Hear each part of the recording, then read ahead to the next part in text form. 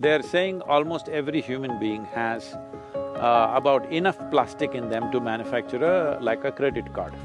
The many problems that children are facing today, young children having thyroid problems, is largely connected with this.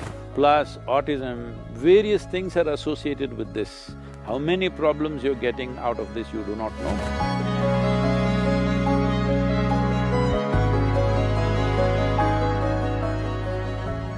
So, Sadhguru, majority of your work is towards sustainable solutions, but also a lot of your work is to raise human consciousness.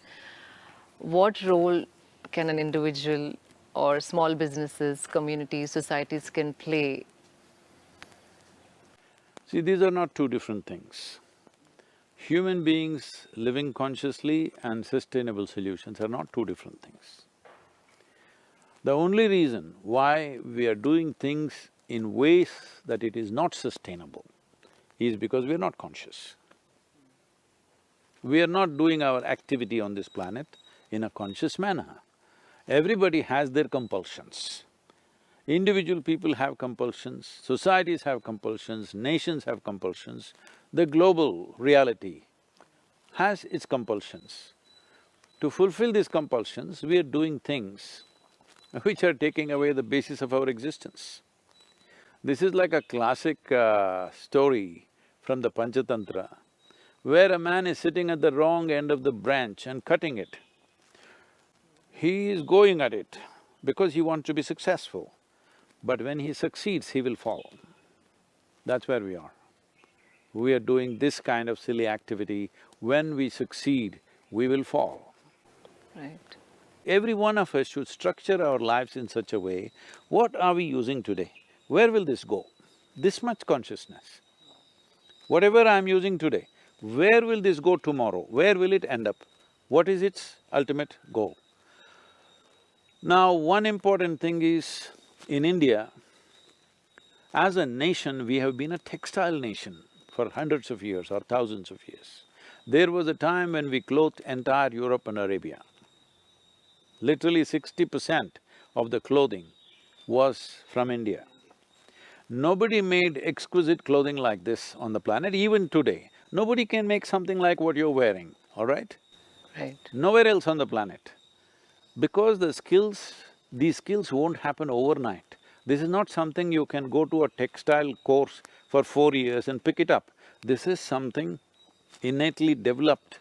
In each region, they had all these different kinds of weaves, different kinds of dyes. With whatever local material, they came out with such exquisite weaves.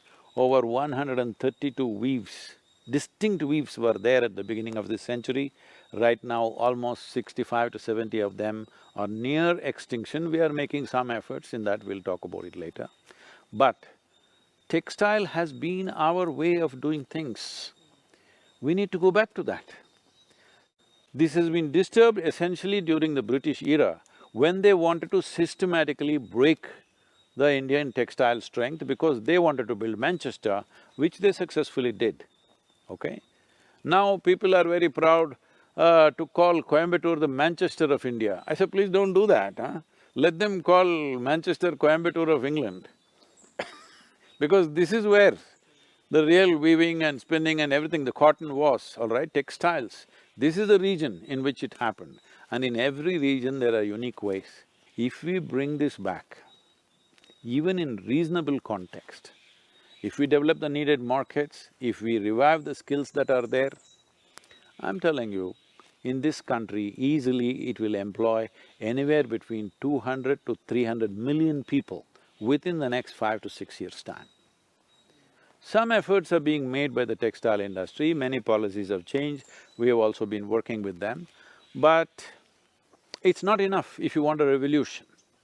Above all, for all this you need a market. That's why you are very important, that's one reason I'm talking to you, because we need a market.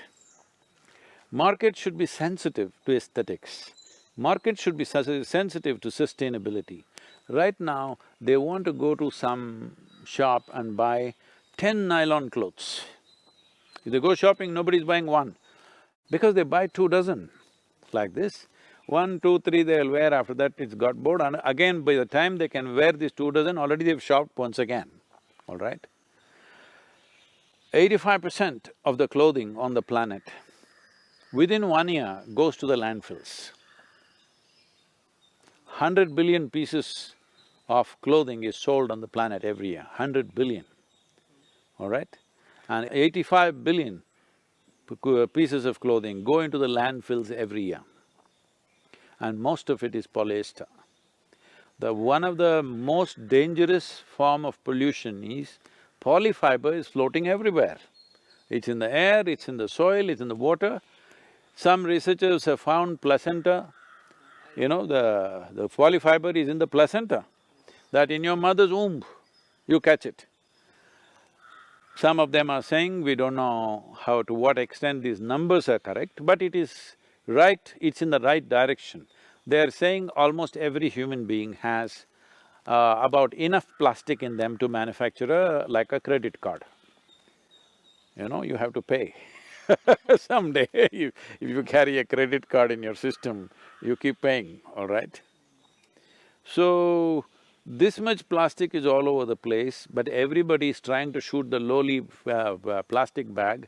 I'm not saying you shouldn't shoot at it, but it's fashionable to do that, that's what is problem. Because the lowly plastic bag which is floating on the street, some beggar, some rag picker picks it up, and in India, that recycling is actually at a very good pace, not because of your sustainable consciousness, because of poverty, they're picking it out. Plastic bottles are recycled nearly 90% in India, it's the only country like that.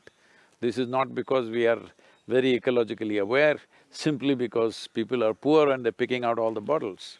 Anyway, one way or the other it's happening.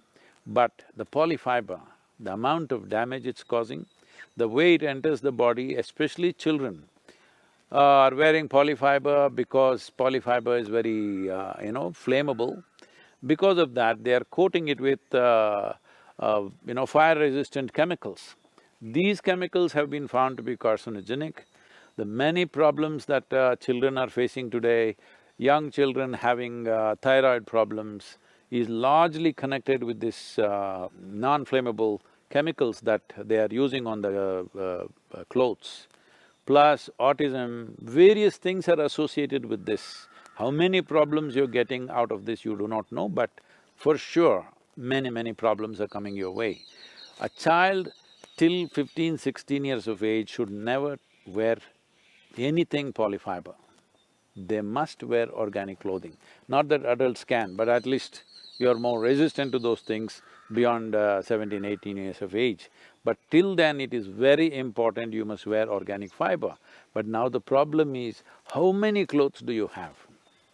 And you can't do that with cotton or silk or something, so you end up buying poly, okay?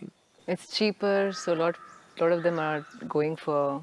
See, even cotton and other things can be made cheaper if we increase the volume.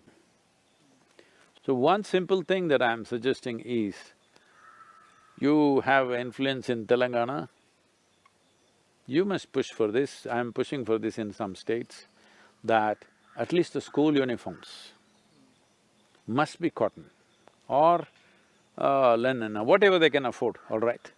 But it should not be polyfiber. You cannot recycle, only 1% is being recycled because nobody uses this polyfiber just as it is. It is always mixed in a complex mix to get various textures and whatever. So you can never recycle that complex material. If it was just pure nylon or pure polyfiber, we could have recycled it. You cannot recycle it because it's mixed with various other things, so recycling is not possible. Only 1% of the polyfiber that you're using in terms of clothing is being recycled. Rest is just going into nature. And it's coming back to us in so many different ways. The credit card in your heart